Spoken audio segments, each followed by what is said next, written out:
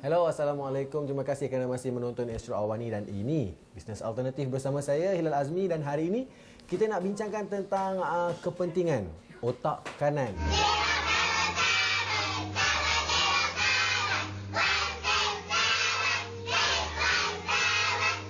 Otak kanan tu macam mana? Kefungsian otak kanan itu boleh melonjakkan peluang-peluang bisnes, dan bagaimana otak kanan ini juga bila diasah daripada kanak-kanak, itu yang kita akan wujudkan lebih ramai usahawan-usahawan. Dan sama saya hari ini ialah dia Wan Nur Asromi Muhammad Nur ataupun Teacher Romi, pengasas kepada Upqori Kids. Terima kasih kerana sudi meluangkan masa. Sama-sama. Okey, Teacher Romi, bila kita bercakap tentang soal otak kanan ni, di mana perkaitan dia dengan usahawan?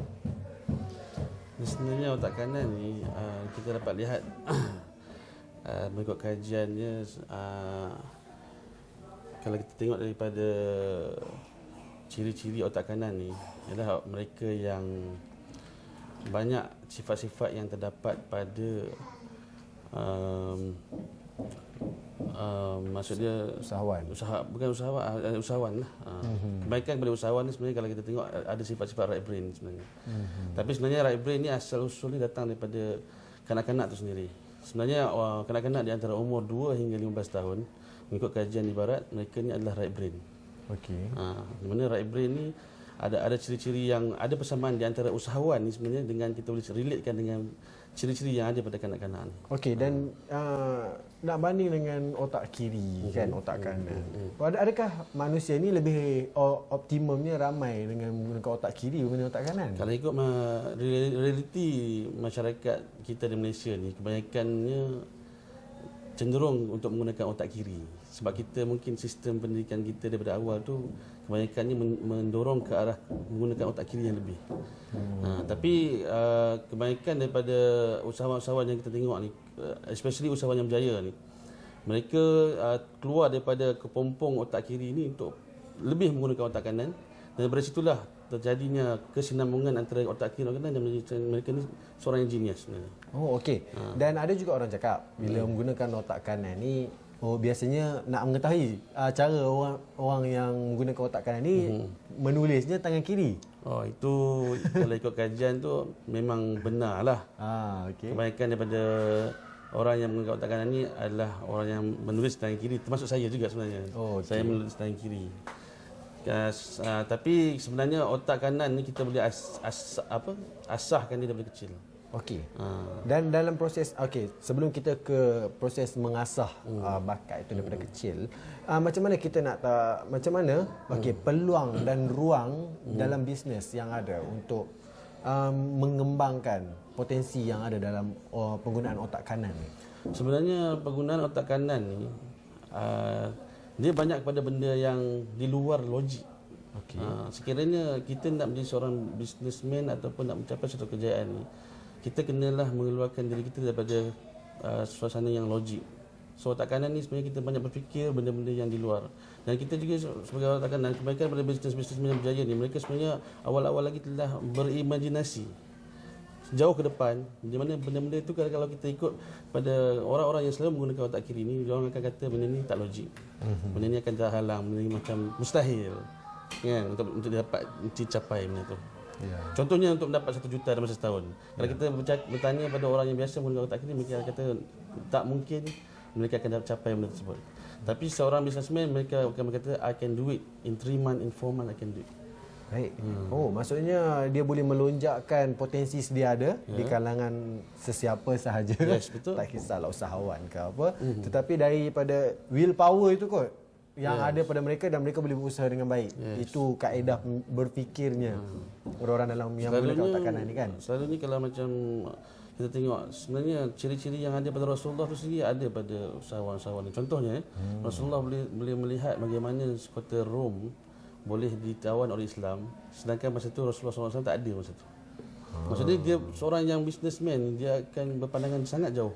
Baik, macam mana nak capai otak kanan yang macam berpandangan jauh tadi itu, kita akan tanya lagi selepas ini Teacher Romi, dan kita akan berehat dulu seketika. Kita kembali lagi selepas ini.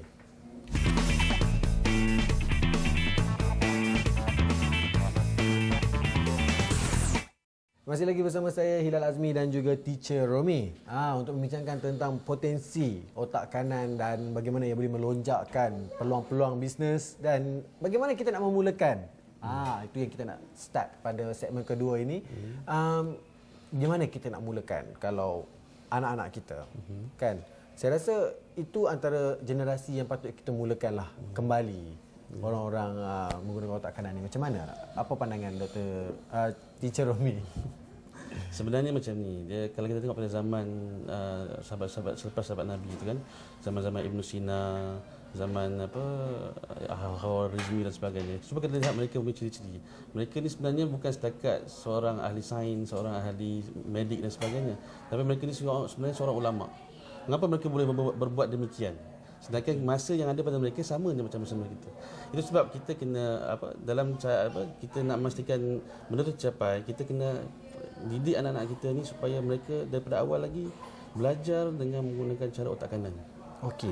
Dan dari segi sudut pendidikan kita dekat Malaysia ni kan, dari segi pendidikan rendah ke ataupun prasekolah, ada tak sebenarnya sistem pendidikan yang mengajak orang untuk menggunakan otak kanan? Ada, tetapi tidak secara menyeluruh. Tidak secara holistik. Holistik.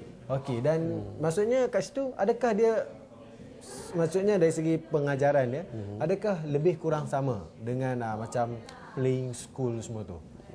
Dia ada ciri-ciri tersebut, tetapi sebenarnya tak cukup dengan playing school sahaja.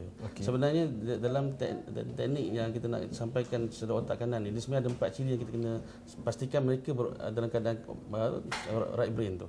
Yang pertama sekali, guru dia mesti kena right brain. Yang kedua, dia punya suasana mesti kena right brain. Kemudian yang ketiga, cara kita mengajar tu kena right brain. Dan yang keempat, anak-anak itu kena berada dalam situasi right brain. InsyaAllah bahawa dia akan cepat menerima maklumat tersebut. Okey. Tapi itu satu benda yang menarik. Saya rasa itu antara ruang yang boleh kita tembusi, terutama dalam bidang bisnes ni kan. Dan ada tak kesan kepada orang ramai yang menggunakan otak kiri ni, terutamanya terhadap orang yang menggunakan otak kanan ni?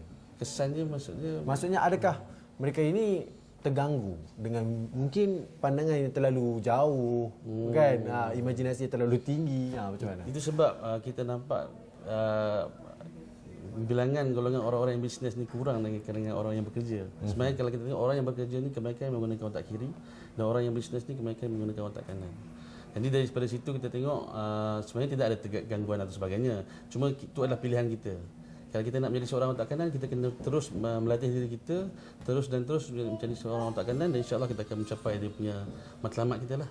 Contoh kalau kita belajar bisnesmen, mungkin pada awalnya kita tidak berilmu dari segi otak kanan, tapi sekiranya kita belajar otak kanan ni, sebenarnya banyak lagi kejayaan-kejayaan yang kita akan dapat selepas itu, daripada kita menggunakan teknik otak kanan, insya-Allah. Baik, saya rasa itu satu kaedah yang menarik. Di samping pendidikan lah, untuk otak kanan ni, ada tak mungkin produk-produk lain yang mungkin boleh digunakan sebagai latihan untuk memantapkan daya pemikiran menggunakan otak kanan pula?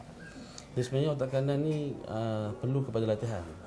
Latihan tu mungkin dia ada jenis produk dia yang mungkin kita boleh jual, permainan ke, pensel ke. Macam mana?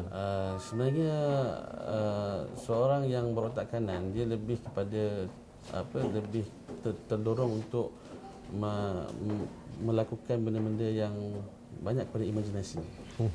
Contohnya, contoh produk yang mungkin boleh kita tembusi dengan menggunakan. Contohnya macam games yang ada dalam kita punya ni pun, sebenarnya ada game-games yang memang boleh merangsang otak kanan. Dan okey, saya rasa itu antara aplikasi lah kot, kan, penjualan dari dalam bentuk aplikasi. Okey. Baik, Teacher Romi, saya rasa itu antara benda yang mungkin kita sempat kongsikan lah untuk episod kali ini. Dan terima kasih kerana sudi meluangkan masa untuk bisnes alternatif. Dan saya rasa otak kanan kita, mungkin kita boleh teroka lagi selepas ini. Mungkin lebih banyak membaca, ataupun boleh kita latih anak kita untuk berfikir menggunakan otak kanan. Jangan lupa untuk terus ikuti kami dalam saluran 501 Awani, dan saya Hilal Azmi. Kita jumpa lagi di episod yang akan datang. Bye-bye.